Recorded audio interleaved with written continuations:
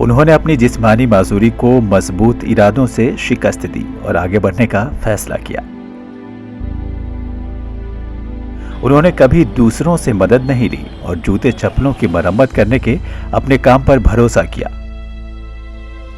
वह न सिर्फ अपनी 2 बेटियों की खुशियों का ख्याल रखते हैं बल्कि अपनी कम आमदनी के बावजूद भी उन्हें जेवर तालीम से आरास्ता करवा रहे हैं। ये शख्स कोई और नहीं बल्कि हैदराबाद के इलाके खैरताबाद के साकिन अमीरपुर मल्लेश हैं। माजूरी की हालत में भी मल्लेश ने किसी के सामने हाथ नहीं फैलाया और मेहनत करने पर भरोसा किया। उनकी जिंदगी उन जैसे बहुत सारे लोगों के लिए एक रोल मॉडल है। मल्लेश बचपन से ही जूते चप्पलों की मरम्मत का काम करते हैं। वो अपनी वालदा के साथ सेक्रेटरिएट के करीब फुटपाथ पर बैठते थे। इब्तदाई दिनों में वह आसान जिंदगी गुजार रहे थे, लेकिन ज़ियाबतीस बीमारी ने उनकी जिंदगी में उथल पुथल पैदा कर दी, जिसके सबब वह कई माह तक बिस्तर पर पड़े रहे।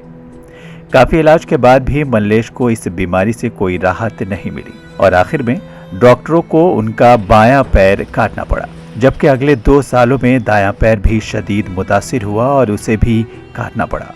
दोनों पैर कट जाने के बाद मल्लेश बेबस हो गए, लेकिन उन्होंने कभी भी अपने हौसलों को पस्त नहीं होने दिया।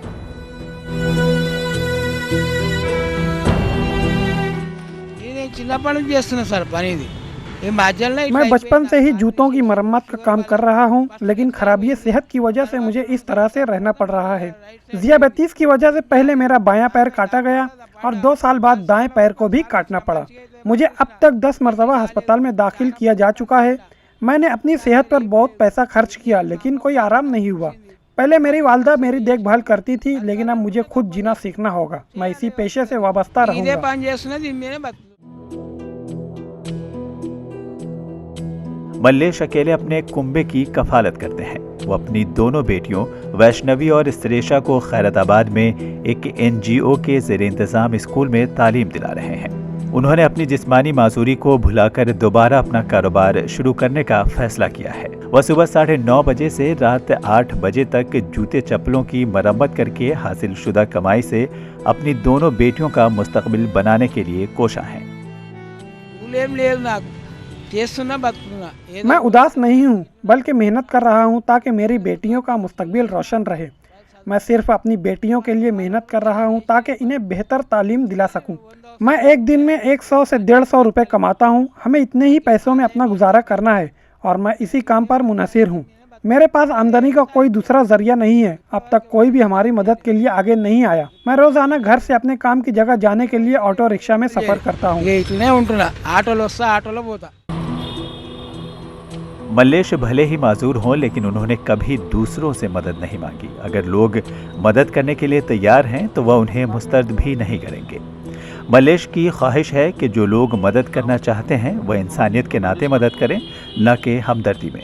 मल्लेश अपनी कम आमदनी और रियासती हुकूमत की जानिब से माजूरों को दी जाने वाली माहाना पेंशन की मदद से अपने कुंबे की कफालत कर रहे हैं।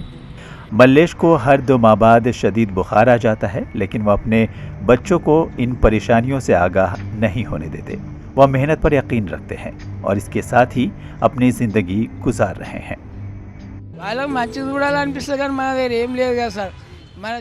मैं अपनी बेटियों को खुश देखना चाहता हूं, लेकिन मेरे पास ज़्यादा पैसे नहीं हैं। मैं जो भी कमाता हूं उससे बेटियों की ज़रूरियात को पूरा करने की कोशिश करता हूं। मैं अपनी परेशानियों के बारे में बेटियों को समझाता हूं। इनसे इतने ही पैसों में गुजारा करने और इससे ज़्यादा की तवक्को न करने के लिए कहता हूं। जब वो दूसरे लोगों की बहम सहूलियात का तज़किरा करती हैं तो मैं इनसे कहता हूं कि वो मवाजना न करें।